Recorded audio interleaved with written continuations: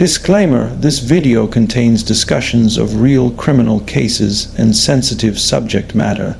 It is created for educational and documentary purposes only. Viewer discretion is advised. All individuals are presumed innocent until proven guilty in a court of law. It was one of those college towns that never truly slept. Bars humming with laughter, the air tasting faintly of autumn and cheap beer. The streets were lit by the soft yellow glow of street lamps, the kind that made shadows stretch just a little too far. And somewhere between those shadows, Mollie Tibbetts, a bright, athletic 20-year-old psychology student from the University of Iowa, took her evening jog and never came home. She was the kind of person everyone noticed for her kindness, her focus, the quiet way she carried herself. That night in July 2018, she left her boyfriend's house in Brooklyn, Iowa, wearing her running shoes, a Fitbit strapped to her wrist, and a smile that had no idea it would be her last. She texted her boyfriend one final time before stepping out, "Okay." It was ordinary, unremarkable even, but in hindsight it was haunting. As the sun dipped below the horizon, Mollie's small hometown fell into its usual rhythm. Porch lights flickered on, the last cars rolled down gravel roads, and inside tidy houses, people sat down to dinner. No one noticed the exact moment when the safety of routine cracked. When she didn't show up for work the next morning, her coworkers knew instantly that something was wrong. Mollie wasn't the kind of person who forgot responsibilities.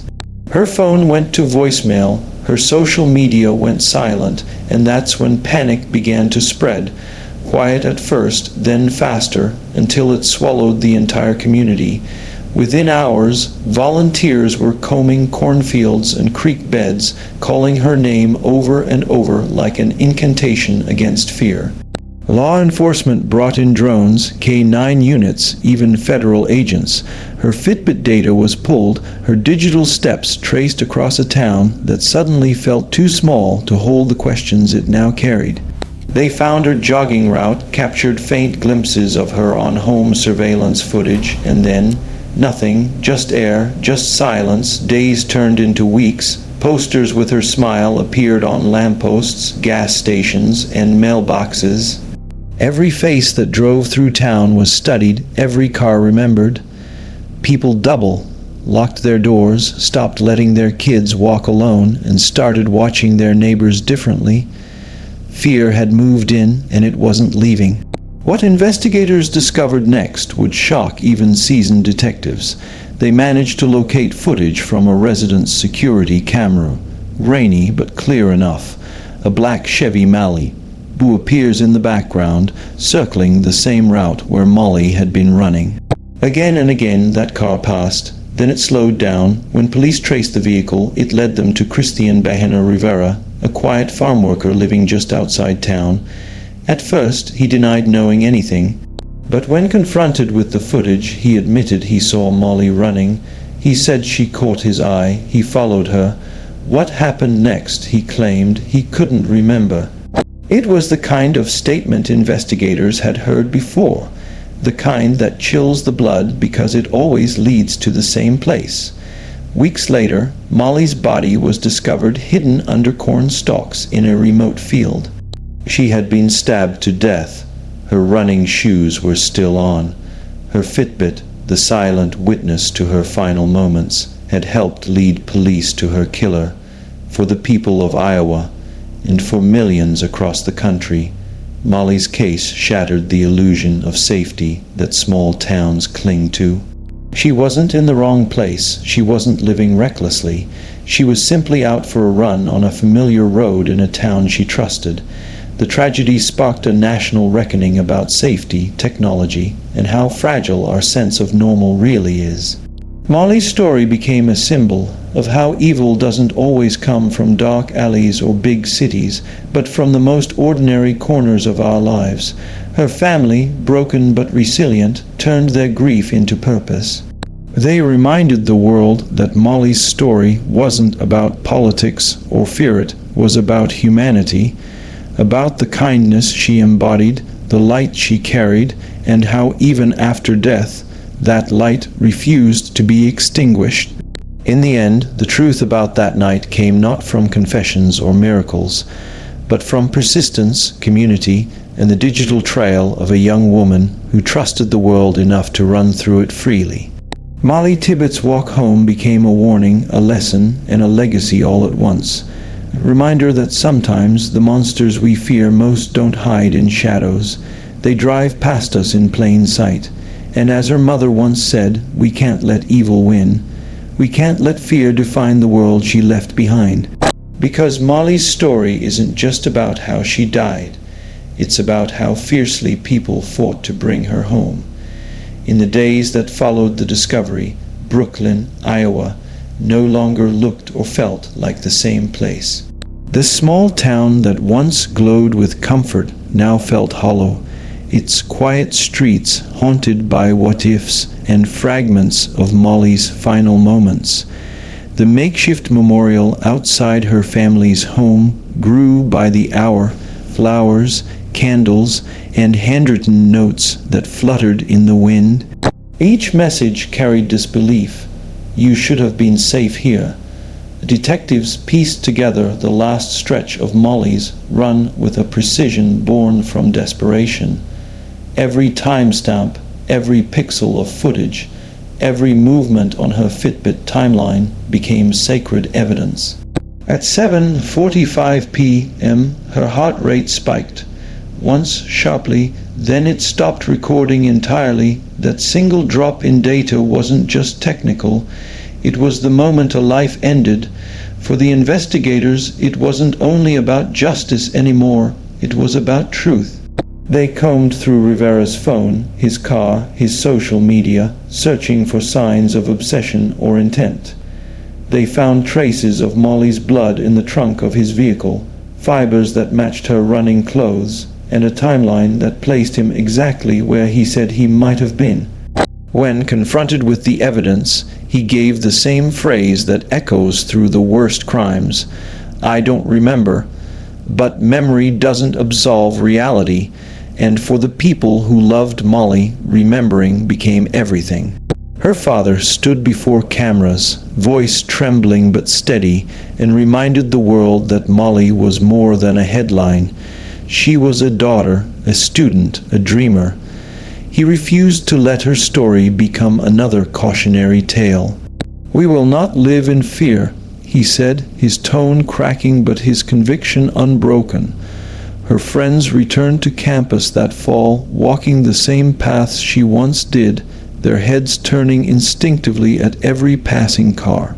The sound of gravel beneath running shoes, once a rhythm of normalcy, now carried unease. Some stopped running altogether. Others began running in groups, scanning the streets for anything out of place. The illusion of safety had vanished, replaced by vigilance. In court, prosecutors painted the picture of a young woman simply living her life, a woman who deserved to finish her run, to return home, to text her boyfriend about dinner plans. They showed the jury how technology, the same Fitbit and surveillance Rivera thought would never betray him, had become her voice.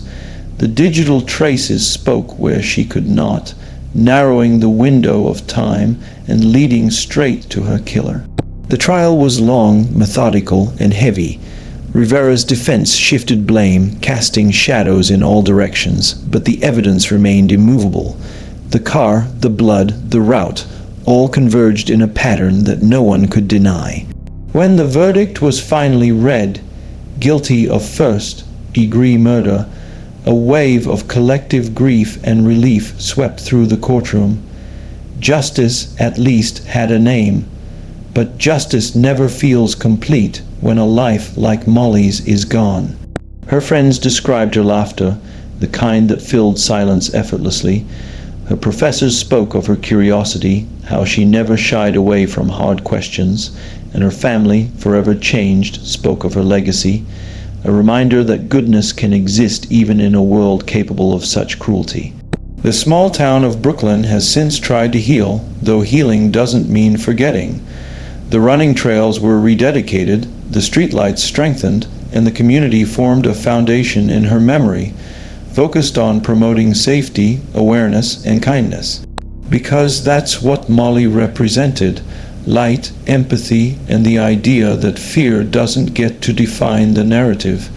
Even now, years later, people remember the girl with the bright smile who went for a run and never came back, but also the movement her story sparked. Parents remind their kids to check in, joggers share their routes, and strangers look out for each other just a little more. Mollie's story reminds us that sometimes tragedy plants the seeds of change. Her name endures not because of the horror of her final moments, but because of the love, unity, and determination that followed.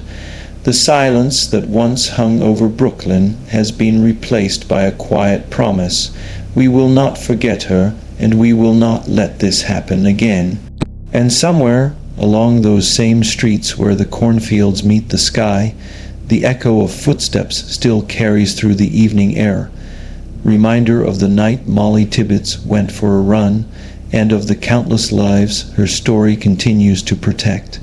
Months after the verdict, Brooklyn, Iowa began to breathe again, but it was a different kind of breath, the kind that comes after a storm, when the air feels heavy and changed. The town that once prided itself on quiet evenings and open fields now carried an invisible scar. You couldn't see it from the highway, but everyone who lived there could feel it. The safety that once defined their lives had been stolen, and no conviction could bring it back. Mollie Tibbetts' family faced a silence that no justice could fill. Her father, Rob Tibbetts, often visited the place where her body had been found, an unremarkable cornfield that had become sacred ground. He didn't go there out of anger, but out of love. This is where she was. He once said quietly to reporters, "So this is where I come to talk to her." That was how grief lived now, side by side with memory. The story of Mollie's murder continued to ripple far beyond Iowa. News outlets dissected every detail. Strangers debated online. Politicians twisted her name into talking points. Her family begged the world to stop turning her tragedy into propaganda. They didn't want Mollie remembered through the lens of division or fear. They wanted her remembered for the person she was: compassionate, driven, the girl who believed kindness could change people. Meanwhile, investigators took lessons from her case. Her Fitbit, her digital footprint, the surveillance footage, all became part of new law enforcement protocols for tracking missing persons. What had once been private habits, daily runs, music playlists, heart rate logs, were now recognized as silent witnesses that could save lives or solve crimes. Mollie's story changed how investigators approached disappearances in the digital age. It forced everyone to realize that in a world saturated with data, even a heartbeat could become evidence. On campus, her friends kept her memory alive in small, quiet ways. Her sorority organized annual runs in her honor, Miles for Mollie. Hundreds showed up each year wearing shirts with her name and the phrase she lived by: "Leave people better than you found them." It was more than a tribute. It was a collective reclaiming of the streets she once ran, a declaration that fear would not win. For many young women across the country, Mollie's story became a cautionary echo. They downloaded tracking apps, shared their routes, learned to carry alarms or sprays. Parents reminded daughters to stay alert, not because they should live in fear, but because the world still hadn't earned their trust. The man who took her life sits in a cell now, his world reduced to concrete, steel, and silence. But for Mollie's loved ones, his name is secondary. Their focus has always been on the light she left behind, the light that now burns in every conversation about safety, empathy, and awareness. Mollie's father once said, "Evil didn't win that night. It took her body, but not her soul. Those words became a mantra for the community, a way of reclaiming hope from despair. And slowly, Brooklyn began to find its rhythm again. The school bell ringing in the morning, the grocery store chatter returning, runners once again seen on the edge of town. Life moved forward, quietly honoring the girl who couldn't. Every sunset over those Iowa cornfields carries her memory now. The wind that moves through the stalks seems to whisper her name, soft, steady, eternal. Mollie Tibbetts didn't get to finish her run that night, but in a way, she still leads others forward. Her story reminds us that vigilance and compassion must coexist, that darkness is defeated not by fear, but by connection. And so, the girl who once ran through a sleepy town at twilight continues to run, through every story told in her honor, every change made in her memory, and every person who refuses to let her be forgotten.